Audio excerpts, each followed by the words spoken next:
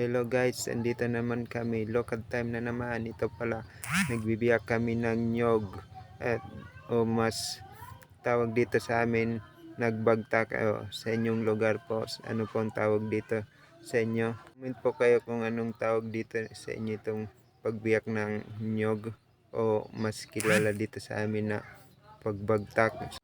Kakunti lang tong namin kopra pero okay lang kasi mahal naman ang kopra dito, medyo mahal.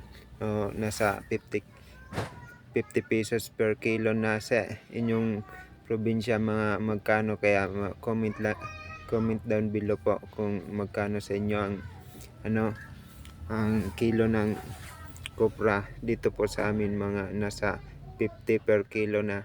Ito po ang kinagandahan dito sa amin, kahit kakunti lang ang kopras, at least medyo mahal naman yung bayaran.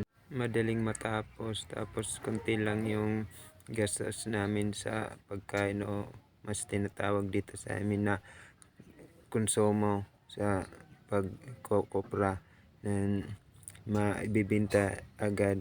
So guys, ito na pala yung bagtak namin o nabiyak ng mga buko. Ito na pala lahat. So kukunti lang po. Hanggang dito na lang po. Salamat po sa panonood.